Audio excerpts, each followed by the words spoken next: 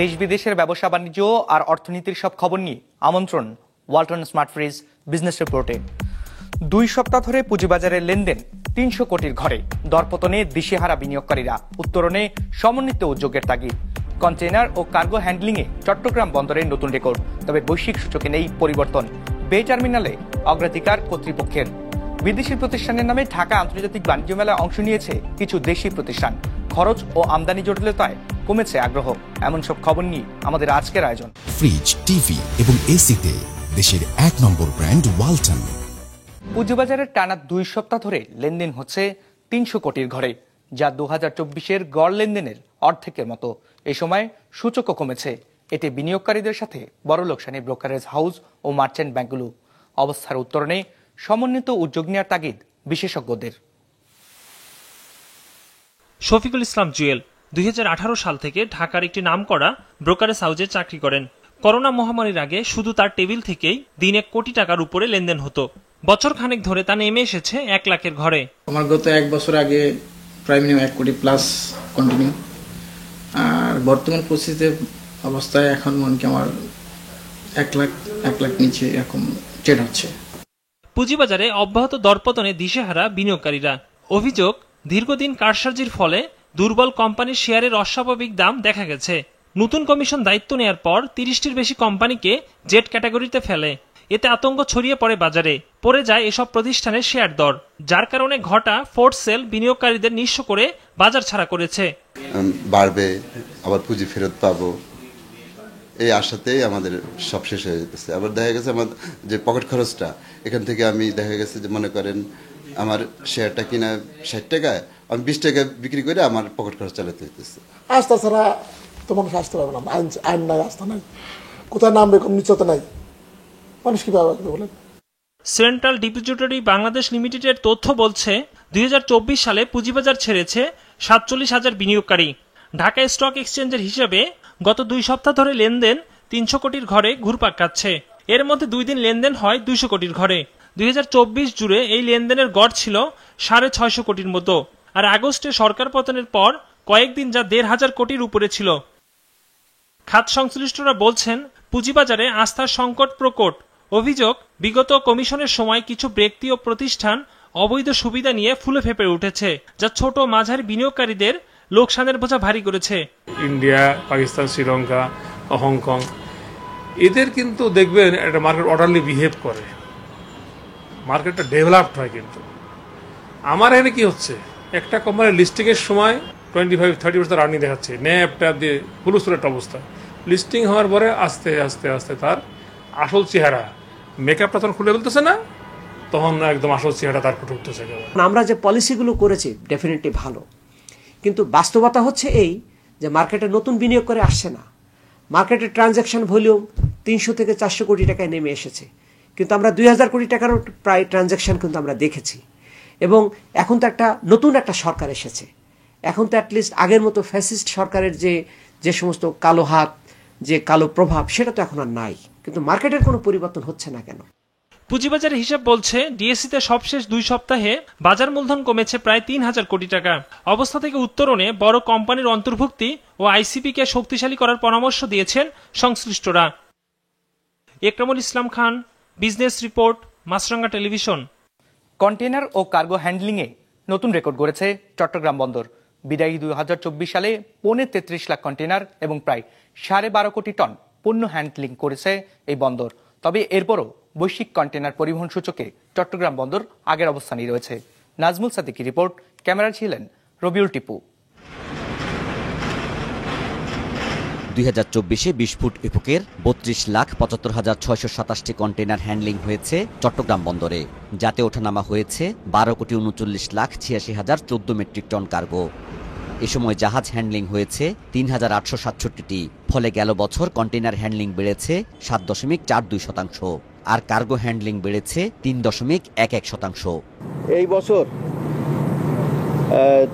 3.27 million টিইউস container handling করেছে, যা ইতিপূর্বে সমস্ত রেকর্ড ব্রেক করেছে।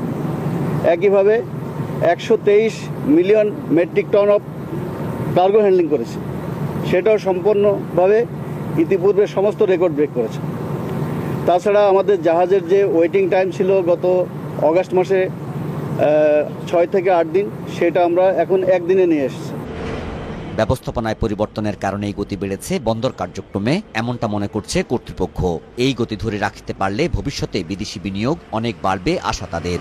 ম্যানুয়ালি গেট পাস দেওয়া হতো, টিকেটিং করা হতো, পেমেন্ট করা হতো, এটা আমরা এখন ইলেকট্রনিক করে ফেলেছি, যার ফলে গেটে আগে 15-20 মিনিট ওয়েট করতে হলে সেখানে এখন 1-2 মিনিট ওয়েট করতেছে একটা গাড়ি।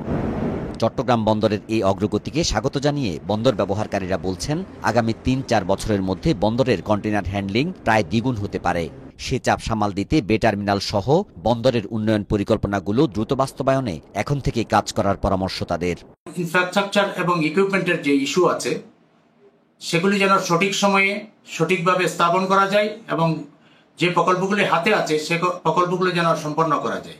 বিশেষ করে জাতীয় রাজস্ব বোর্ডের সিঙ্গেল উইন্ডো সার্ভিস প্লাস স্ক্যানারের যে সমস্যা আছে এটা দ্রুততর সময়ে সম্পন্ন করতে হবে। বন্দর কর্তৃপক্ষ বলছে, বে টার্মিনাল তাদের অগ্রাধিকার পরিকল্পনা। এরই মধ্যে বিশ্বব্যাংক $650 মিলিয়ন ঋণ দেওয়ার যে প্রতিশ্রুতি দিয়েছে তা পেতে উদ্যোগ নেওয়া হয়েছে বলছে তারা। জানায়, আগামী মার্চ-এপ্রিলের মধ্যে এ বিষয়ে চুক্তি হতে পারে। 500 একর জায়গা অধিগ্রহণ করেছি এবং ওয়ার্ল্ড ব্যাংক যে আমাদেরকে $650 মিলিয়ন যে কমিটমেন্ট করেছে অ্যাক্সেস চ্যানেল এবং নেভিগেশন চ্যানেল এবং ব্রেক ওয়াটার করার জন্য, সেই কাজটা আমরা এখন তড়িৎ গতিতে ফাস্ট ট্র্যাক করে করছি। রেকর্ড কন্টেইনার হ্যান্ডলিং হলেও লন্ডন ভিত্তিক শিপিং মিডিয়া আউটলেট লয়েডস লিস্টের বৈশ্বিক কন্টেইনার পরিবহন সূচকে চট্টগ্রাম বন্দরের অবস্থান 67তম। 2021 সালে চট্টগ্রাম বন্দর 64তম স্থানে ছিল। এরপর থেকে 2022 এবং 2023 সালের ধারাবাহিকতায় 24 সালেও 67তম অবস্থানেই রয়েছে বন্দর। নাজমুল সাদেকি, বিজনেস রিপোর্ট, মাছরাঙ্গা টেলিভিশন। বাণিজ্য মেলায় কমেছে বিদেশি প্রতিষ্ঠানের অংশগ্রহণ। ব্যবসায়ীরা জানিয়েছেন, পণ্য আমদানিতে জটিলতায় এমন পরিস্থিতির সৃষ্টি হয়েছে। আর রপ্তানি উন্নয়ন ব্যুরোর দাবি, মাসব্যাপী চলা এই মেলায় ব্যয়বহুল হয়ে আগ্রহ কমছে বিদেশি প্রতিষ্ঠানগুলোর। প্রতি বছরই বিদেশি পণ্যের দেখা মেলে ঢাকা আন্তর্জাতিক বাণিজ্য মেলায়। প্রদর্শিত হয় ভারত, পাকিস্তান, ইরান ও থাইল্যান্ডের পণ্যের, যেগুলোর প্রতিবারই বাড়তি আগ্রহ থাকে ক্রেতাদের। এবারও এর ব্যতিক্রম হয়নি। মেলা তো এখনো ফুল প্রেজেন্ট হয় নাই, আস্তে আস্তে হচ্ছে, আরো হয়তো মাল আসবে। এখন যা আছে মোটামুটি ভালো। 100% কোয়ালিটি যদি আপনি নিবেন তো তার প্রাইসও অনেক হাই হবে। বাংলাদেশে যে নিলেই পানি দিয়ে দিলে সাথে সাথে ডিসকালার হয়ে যাবে, এই কারণে তো আমরা এই বিদেশের প্রতি এত ঝোঁক। ডিজাইনটাও ভালো, দামটাও রিজনেবল আছে আর কি। তবে এখনো কাঙ্ক্ষিত ক্রেতা দর্শনার্থী না মেলায় কিছুটা আক্ষেপ বিদেশি প্রতিষ্ঠানগুলোর, যদিও সময়ের সাথে সাথে তা কেটে যাওয়ার আশা তাদের।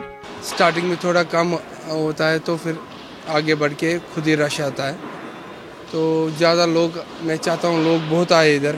फ्राइडे और सैटरडे के दिन काम होता है अच्छा, बाकी दिन थोड़ा थोड़ा कस्टमर आता है यहाँ से। এবারের মেলায় 60টি দেশের 11টি প্রতিষ্ঠান অংশ নিয়েছে। যদিও থাইল্যান্ড ও চীন সহ কয়েকটি দেশের নামে মেলায় স্টল নেওয়া হলেও প্রকৃতপক্ষে এগুলোর মালিক বাংলাদেশি, যারা ওইসব দেশ থেকে পণ্য আমদানি করে মেলায় বিক্রি করছেন। জি, সরাসরি নিয়ে আমরা এখানে করি, সেল করি আর কি। ইপিবির হিসাবে গেল বছরের তুলনায় এবার বিদেশি প্রতিষ্ঠানের সংখ্যা বাড়লেও তা আশানুরূপ নয় বলেই মনে করেন কর্তৃপক্ষ। তাদের দাবি, 1 মাসের জন্য মেলায় অংশ নেওয়া ব্যয়বহুল হওয়ায় আগ্রহ কম অনেক বিদেশি প্রতিষ্ঠানের। বিদেশিদের জন্য আমরা প্রোডাক্ট বেস বা সেক্টর বেস মেলা করার চিন্তা ভাবনা করতেছি ভবিষ্যতে। সেটি হয়তো 3 থেকে 5 দিনের জন্য হবে। 1 মাস ব্যাপী মেলায় হয়তো তাদেরকে আমরা না পেলেও 3 থেকে 5 দিনের মেলায় আশা করি তাদেরকে পাওয়া যাবে। 1 জানুয়ারি থেকে শুরু হওয়া মাসব্যাপী এই আয়োজন চলবে 31 জানুয়ারি পর্যন্ত। প্রতিদিন সকাল 10টা থেকে রাত 9টা পর্যন্ত, আর সাপ্তাহিক ছুটির দিনে মেলা চলবে রাত 10টা পর্যন্ত।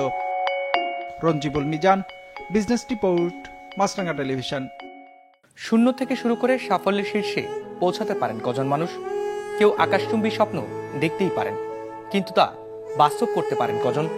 সীমাহীন স্বপ্নের ডানায় চড়ে সততাকে জীবনের ব্রত মেনে শূন্যতাকে যিনি কানায় কানায় পূর্ণ করতে পারেন, সেই অসামান্যদেরই একজন Samson H Chowdhury.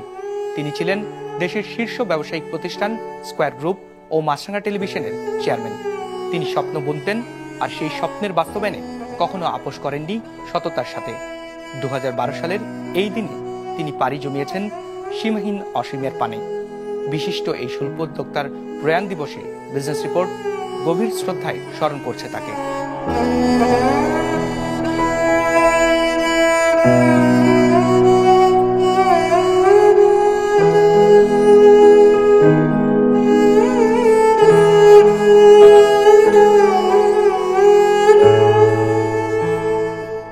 Fridge, TV এবং এসিতে দেশের ১ নম্বর ব্র্যান্ড ওয়ালটন। ব্রাহ্মণবাড়িয়াতে প্রথমবারের মতো আবাদ হয়েছে পেঁয়াজ। আবাদ করা হয়েছে গ্রীষ্মকালীন পেঁয়াজ। কৃষি বিভাগ জানিয়েছে উৎপাদন বাড়াতে প্রণোদনার আওতায় কৃষকদের সার ও বীজ দেওয়া হয়েছে। ব্রাহ্মণবাড়িয়া প্রতিনিধি আশেক মান্নান হিমেলের পাঠানো তথ্য ও ছবি নিয়ে ডেস্ক রিপোর্ট।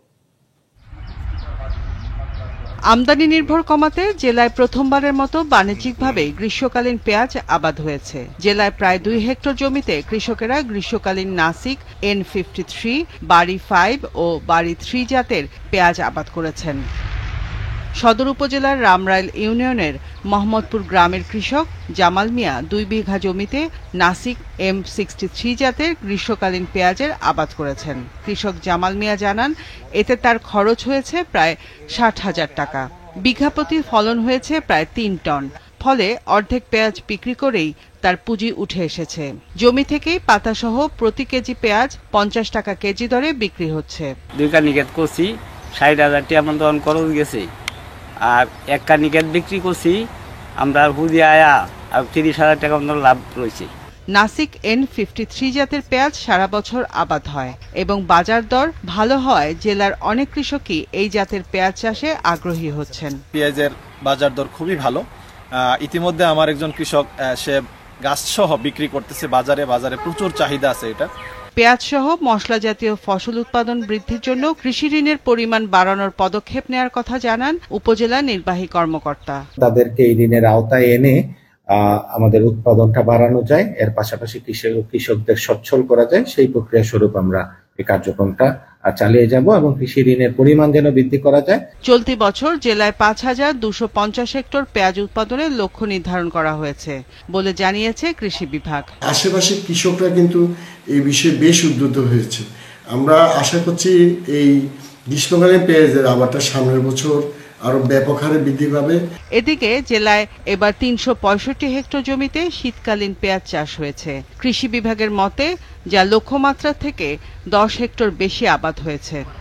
বিজনেস রিপোর্ট, মাছরাঙা টেলিভিশন।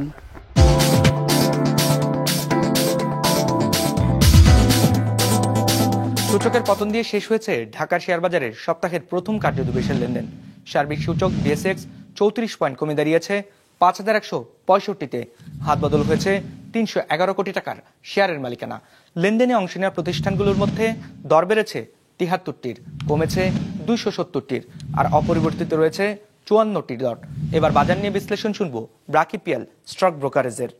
আজ DSX ইন্ডেক্স ক্লোজ হয়েছে 5,165.17 পয়েন্টে, যা গত বৃহস্পতিবারের তুলনায় 34.45 পয়েন্ট কম।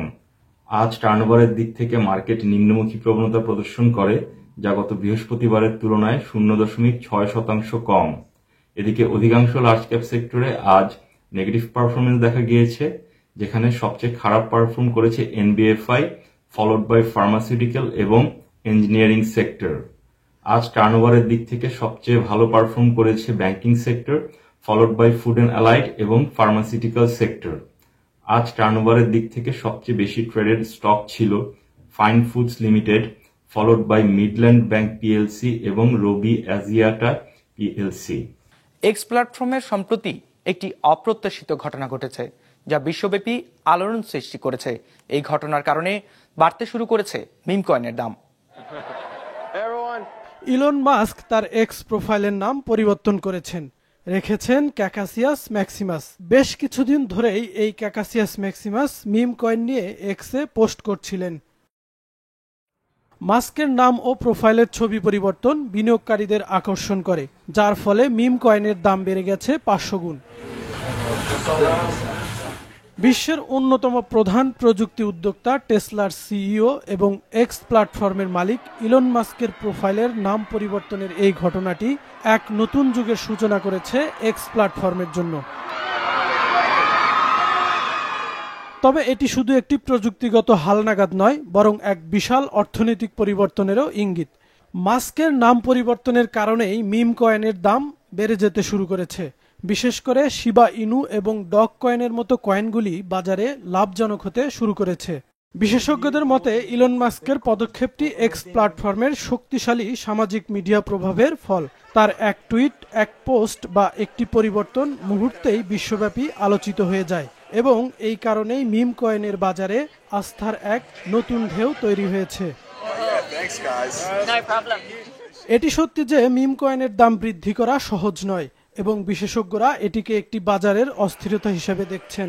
তবে প্রশ্ন হচ্ছে, এই প্রবণতা কি দীর্ঘস্থায়ী হতে পারে নাকি একটি ক্ষণস্থায়ী উন্মাদনা?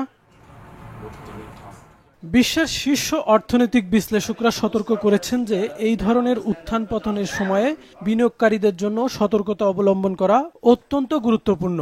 এক্স প্ল্যাটফর্মের দ্রুত পরিবর্তন এবং বাজারের ওঠাপড়া কখনোই নিশ্চিত নয়।